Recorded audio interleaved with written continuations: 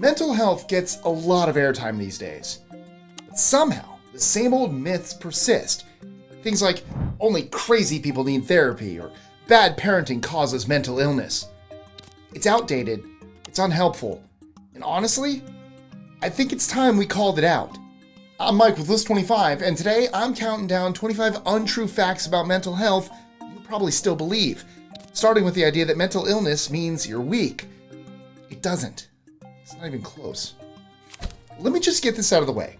Struggling with your mental health does not make you weak. That idea has been floating around forever, and it's still wrong. Mental illness isn't a personality flaw. It's a medical condition shaped by everything from genetics to brain chemistry to environment. And it takes way more strength to face what's going on in your own mind than to pretend everything's fine. Seeking help, speaking up, doing the work. I don't think that's weakness. That's guts. We don't call someone weak for having asthma or diabetes, so why do we still talk like that about anxiety or depression? Let's keep it going and talk about the idea that mental illness is something you can't actually see. We've all been told that mental illness is invisible, that you can't see it the way you can see a broken leg or a rash. Yet science is starting to challenge that.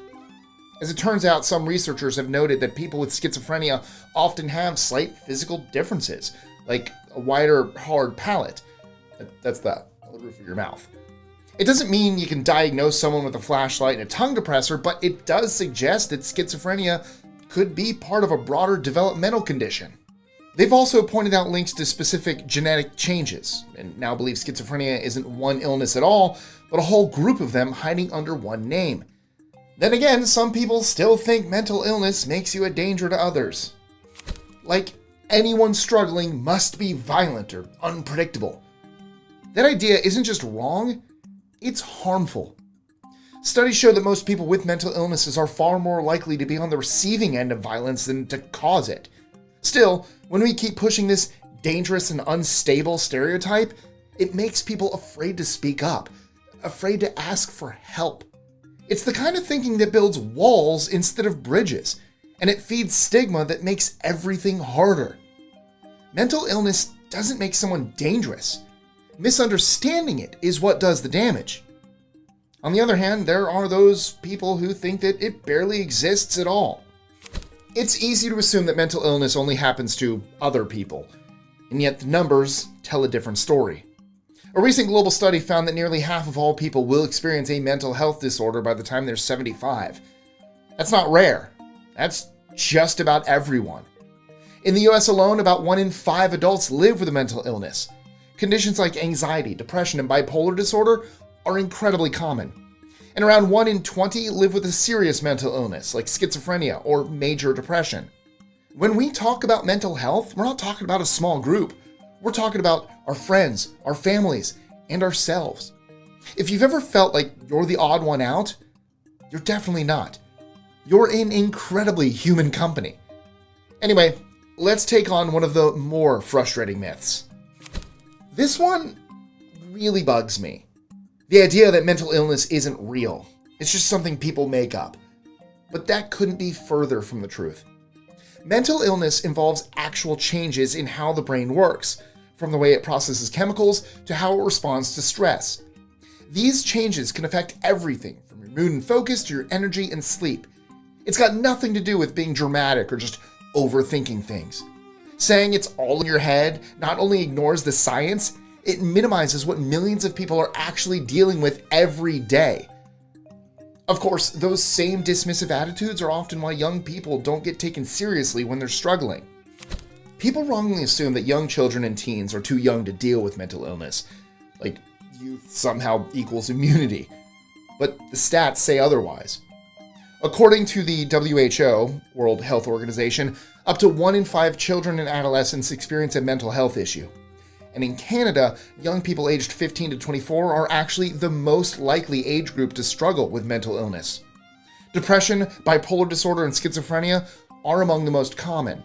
And sometimes drug use and mental illness feed into each other in ways that make both harder to treat. Mental illness doesn't come with a minimum age. And that brings me to another idea that gets passed around a lot. that once you're diagnosed with a mental illness, that's it. You've been handed a lifelong struggle. But that's not how it works. Many people with mental health conditions go on to live full, happy lives.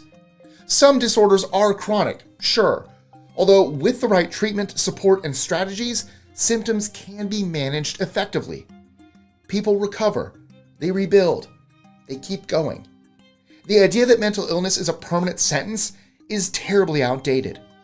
Recovery might not look the same for everyone, but it's absolutely possible, and way more common than people think.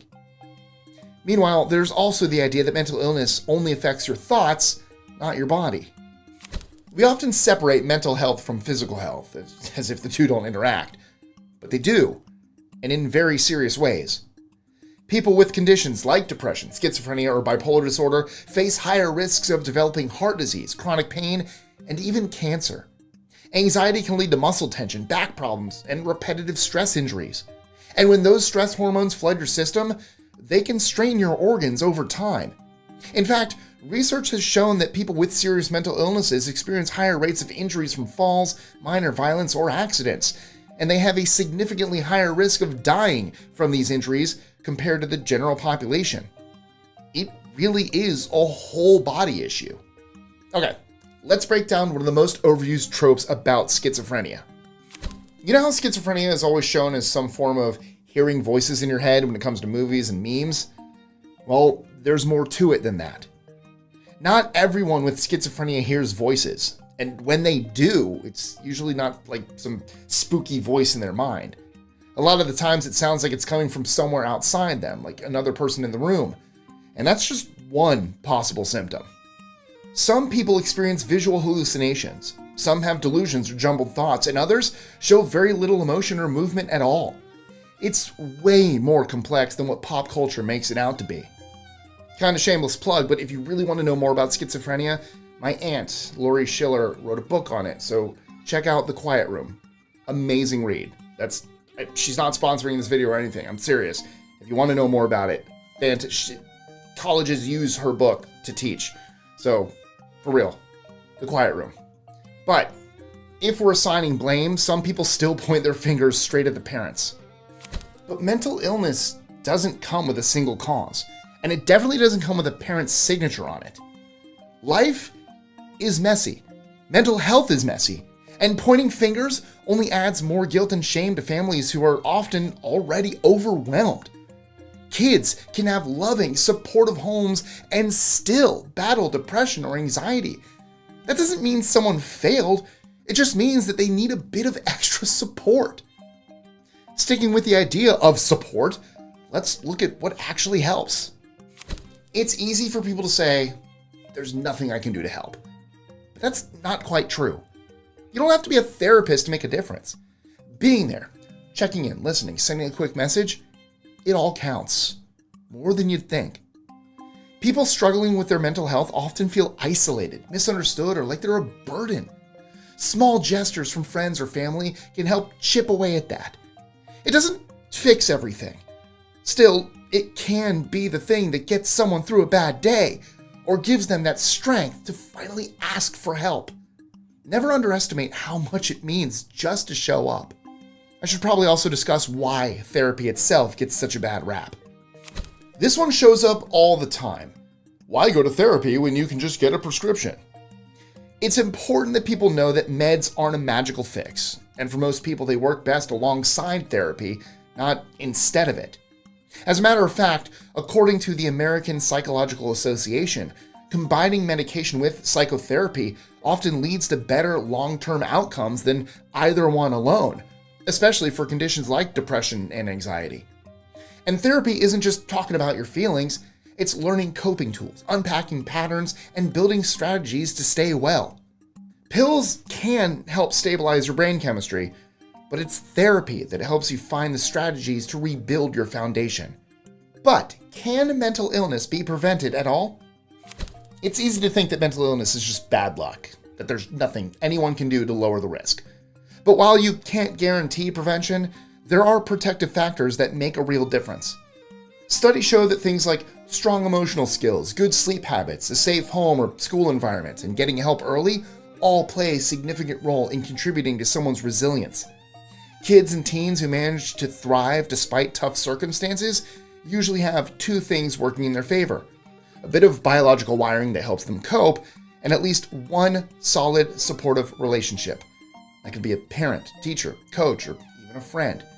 The point is, support systems matter. Either way, even with support, some challenges still get wildly misjudged. Selective mutism isn't about being stubborn or defiant, and it's not usually caused by trauma either. It's an anxiety disorder that almost always starts in early childhood. Kids with selective mutism can speak, and often do so at home or when they're with people they trust. But in certain settings, like school or public places, the words just won't come out. They're not being defiant, they're scared. Most people with selective mutism also have social anxiety, and going silent is how they cope. Sadly, a lot of adults, even teachers and therapists, still think the silence is deliberate, and it leads to a lot of kids getting punished when what they really need is support. Alright, but what about the people who look like they're fine? If someone's struggling with their mental health, you'll know, right? That's one of the biggest misconceptions out there, that mental illness comes with some big obvious sign. It doesn't. Some people do show it through mood swings or changes in behavior. With others, you'd never know. They might smile, hold down a job, post happy stuff online, and still be battling something serious underneath it all. A lot of people actually get really good at hiding it because they're so scared of being judged, which is exactly why leading with empathy matters. You never know what someone's carrying, so just be kind. On the other side of that, we've got a completely different kind of misconception. The stereotype is everywhere. Eating disorders are something that happens to teenage girls. Even so, the reality is a whole lot broader. Eating disorders can affect anyone, regardless of gender, age, or background. In fact, studies show that men account for up to 25% of anorexia and bulimia cases and around a quarter of binge eating disorders. And those numbers may actually be higher because men are less likely to be diagnosed or even recognized as having a problem. If we perpetuate this myth, we won't just exclude people. It can lead to delays in treatment, increase shame, and make it harder for people to find the strength to speak up. Eating disorders aren't just a girl thing. They're a mental health issue that doesn't care who you are. Alright, now let's challenge the idea that it's all about emotions. Most people believe that mental illnesses either run in families or come from some form of emotional trauma, but it can actually also be caused by something physical. For example, take Korsakoff syndrome. It's a memory disorder that looks a lot like Alzheimer's, but it's caused by a vitamin deficiency. Specifically, low levels of thiamine, vitamin B1, which often happens because of chronic alcohol use or extreme malnutrition. People with Korsakoff's may become forgetful, confused, or slow to speak. And the strangest part is that they sometimes make up stories they completely believe, even if none of it actually happened. It's how their brain tries to make sense of missing memories by filling in the gaps, a phenomenon known as confabulation. So it might be that mental illness isn't always about emotion. It could start with nutrition. Our next stop is one of the most misunderstood behaviors out there. It's easy to think that when someone deliberately hurts themselves, they're either in a crisis or just trying to get attention. However, a lot of people, especially teenagers, use this behavior as a way to manage their emotions or inner distress. It's often done in secret, and in some cases, this behavior actually is a way to avoid more dangerous outcomes, not to cause them. Even if someone is hoping someone will notice, that still means they need help, not judgment. Whatever the reason, the pain behind the behavior is real, and responding with compassion can make all the difference. Now let's look at the condition that way too many people still associate with being neat. There's this stubborn belief that OCD is all about being tidy or afraid of dirt. In reality, though, that's not what the disorder is. OCD involves unwanted, intrusive thoughts, things that feel disturbing or totally out of character, and a strong urge to neutralize those thoughts with a ritual. Granted, it might be hand washing, but it could also be mentally repeating words, avoiding certain numbers, or checking locks dozens of times, and many compulsions aren't even visible from the outside. What most people confuse with OCD is actually something else, obsessive-compulsive personality disorder. That one's more about perfectionism and control, and the people who have it usually like their routines. OCD? Not so much. Which brings us to what long-term mental distress can actually do to your brain. When stress sticks around, whether it's from anxiety, depression, or another mental health condition, your body keeps pumping out cortisol, the stress hormone. In small doses, it's helpful. But in overdrive, it starts doing damage. Studies show that high cortisol levels can damage brain cells, shrink key areas like the hippocampus, which controls memory, and lower overall brain function. Older adults who struggle to regulate cortisol are also at greater risk of cognitive decline. Mental illness doesn't just affect how you feel, it can physically reshape how your brain works. Moving on, we now know a lot more about autism too. A lot of people still see autism as purely a social or emotional issue, like it only affects how someone interacts or communicates. Even so, research shows there's also a physical side. Studies in the Journal of American Medical Association found that children with autism often start life with slightly smaller head sizes, but then their brain grows faster than average. For a period of time, their brain volume actually exceeds the norm. Certain brain regions have also been found to be physically larger in children with autism compared to neurotypical peers. And while the causes of autism are still unclear, findings like these highlight one thing clearly. Autism isn't just about behavior. It involves real, measurable differences in brain development. The next spot on our list goes to another diagnosis that's often misunderstood: PTSD. When people think of post-traumatic stress disorder, PTSD, they often picture combat veterans. But it can affect anyone who has experienced a traumatic event, not just those in the military. Trauma can take many forms: serious accidents, natural disasters, or other life-threatening events. In the US, about 3.6% of adults experience PTSD in a given year, and approximately 6.8% will experience it at some point in their lives. While military service members are at higher risk due to combat exposure, many civilians also live with PTSD. However, because their trauma doesn't fit that common stereotype, they may not recognize the symptoms or seek help. And then there's the condition that's often brushed off as just mood swings. How much do you know about bipolar disorder? There's a common misbelief that bipolar disorder just means someone has big mood swings. Happy one minute, sad the next. But that's not what bipolar actually is. The condition involves episodes of depression and mania, which can last for days, weeks, or even longer. Mania isn't just feeling good. It can involve racing thoughts, impulsive decisions, risky behavior, or feeling invincible. And depression can be deep, mobilizing, and often misunderstood. Calling it moodiness misses the mark completely. It turns something complex and disruptive into a personality trait, when in reality, bipolar disorder can upend someone's life if left untreated. Since I've covered these specifics, let's step back and tackle a bigger myth. There's this idea that mental illness is somehow new, like it came along with smartphones and office jobs. But the truth is, it's always been a part of the human experience. Ancient Greek, Egyptian, Chinese, and Indian texts all describe symptoms we now associate with anxiety, depression, or psychosis. Of course, people didn't call it that. They blamed spirit, sorcery, or melancholy. Treatments ranged from exorcisms and bloodletting to restraints and ice baths. By the 1800s, asylums were packed and lobotomies weren't uncommon. It wasn't until fairly recently that laws, medicine, and attitudes began to shift. So no, mental illness is nothing new. We're just finally starting to understand it. I'm going to change things up a bit at number 1 on our list today. Let's talk about what people can do. Because the idea that mental illness makes someone unfit to love, raise kids, hold down a job, or maintain relationships is outdated and flat out wrong. People living with mental health conditions are building families, running companies, supporting friends, and showing up in ways that matter. Yes, it might take more communication. Yes, there might be rough days.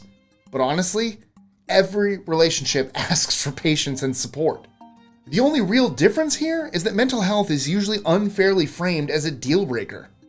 The truth is that navigating life with a mental illness can build empathy and a whole lot of strength. If you ask me, that's not something that breaks relationships. That's something that deepens them. And that's it for today. Did I cover enough? Is there one you think we missed? Or if you've ever been on the receiving end of one of these, hit the comments. Let's talk about it. And if you're still in the mood to challenge how we think, check out our related video, 25 Clever Facts About Your IQ.